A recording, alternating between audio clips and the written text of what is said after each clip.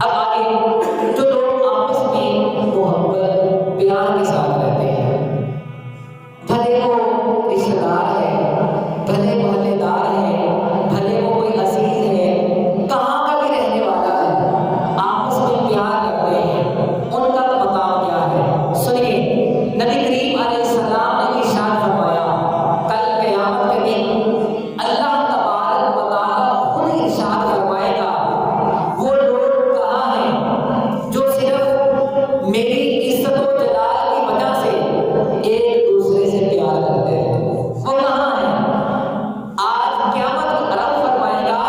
کہ آج قیامت کے دن جب کہ میرے عرش کے سائے کے علاوہ کوئی سایہ نہیں ہے، ان آپس میں پیار کرنے والوں کو میں اپنے عرش کا ٹھنڈا سایہ عطا فرماؤں گا۔ تو اسی طرح پتہ کیا چلا کہ آپس میں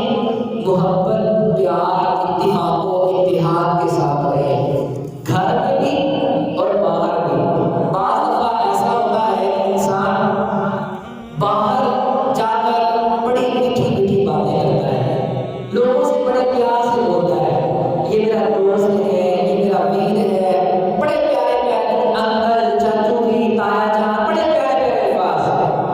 اور جیسے ہی گھر آ جاتا ہے پتہ نہیں اس کو کیا ہو جاتا ہے، نہ ماں کی پہچان، نہ بہن کی پہچان، نہ والد کی پہچان، نہ بھائی کا پتہ۔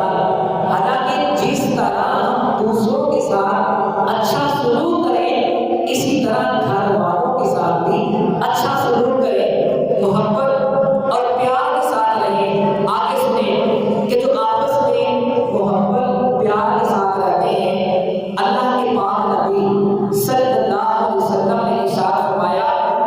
بے شک اللہ کے ایسے بندے بھی ہیں جو نہ نبی ہیں نہ شہید ہیں، نہ نبی ہیں نہ شہید ہیں، لیکن کل قیامت کے دن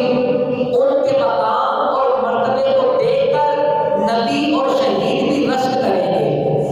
نبی اور شہید بھی دیکھ کے رشک کریں گے۔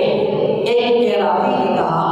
یا رسول اللہ صلی اللہ علیہ وسلم وہ کون لوگ ہوں گے جن کا اتنا مقام، اتنا مرتبہ ہوگا؟ تو اللہ کے نبی صلی اللہ علیہ وسلم نے ارشاد فرمایا یہ مختلف شہروں کے لوگ ہوں گے، کوئی کسی علاقے کا ہوگا،